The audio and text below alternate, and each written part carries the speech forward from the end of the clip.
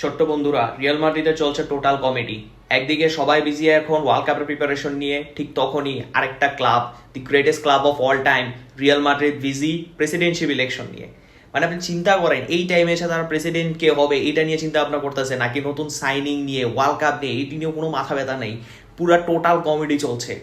25 বছর আগে Florentino Perez যেই সিস্টেম ফলো করে রিয়াল মাদ্রিদের প্রেসিডেন্ট হয়েছিল, সেম একই সিস্টেম ফলো করছে এনরিক রিকালমে। 25 বছর আগে যখন প্রথমবার ফ্লোরেন্তিনো পেরেজ রিয়াল মাদ্রিদের প্রেসিডেন্টশিপ ইলেকশনের জন্য লড়ছিল, তখন সে বলেছিল যদি সে প্রেসিডেন্ট হতে পারে তাহলে সে লুইস ফিগোকে বার্সা থেকে নিয়ে আসবে। তৎকালীন ওয়ার্ল্ডের best player, Ballon d'Or winner, তাকে নিয়ে আসবে বার্সা থেকে, আর সেটা কিন্তু সে করেছিল। আর সেম একই ফর্মুলার দিকে আগাচ্ছে এনরিক রিকালমে, তাও ফ্লোরেন্তিনো পেরেজের এগেনস্টেই। কারমা কিভাবে হিট করে ভাই চিন্তা করেন। আর সে তাকে কাকে টার্গেট করেছে?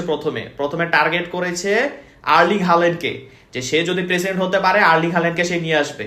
যেটা আর্লিং হাল্যান্ডের বাবা না করে দিছে, যে না জীবনও না, এটা টোটাল কমেডি, এটা কখনো সম্ভব না, সে ম্যান সিটিতে বহুত ভালো আছে। আর তার দ্বিতীয় টার্গেট হলো রদ্রি, যে ব্যালন ডিওর উইনার, রদ্রিকেও আমরা নিয়ে আসবো। আর এর সাথে সাথে আপনারা ভাবেন একটা ওয়ার্ল্ড ক্লাস কোচ, এত মরিনো টরিনো দিকে যায় না, আপনারা রিয়াল মাদ্রিদ ফ্যান, যে ওয়ার্ল্ড ক্লাস কোচ চাচ্ছেন, আমি এই কোচকে নিয়ে আসবো। আর এই সব কিছু দাওয়া করতেছে সে মিডিয়ার সামনে আইসা। আর অন্যদিকে ইলেকশনে নিজের স্ট্যান্ড আরো প্রপার রাখার জন্য ফ্লোরেন্তিনো পেরেজ কি করছে? সে দুটো সাইন করেছে।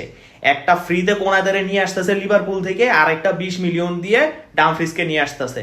মানে ভাই, একদিকে বার্সা নিজের জায়গা সম্পত্তি সবকিছু বিক্রি করে ফেলতেছে প্লেয়ার সাইন করাইতে, এই গরিব ক্লাব। অন্যদিকে এত টাকা নিয়ে ভাই এরা কি ফকিরনিগিরি শুরু করছে, ফ্রিতে সাইন করতেছে, 10 মিলিয়ন 20 মিলিয়ন দিয়ে সাইন করছে। এরই কি ভাই, এত টাকা দিয়ে কি করবো ভাই? প্যারিস কি কবরে লিয়ে যাবো? কি শুরু করছে?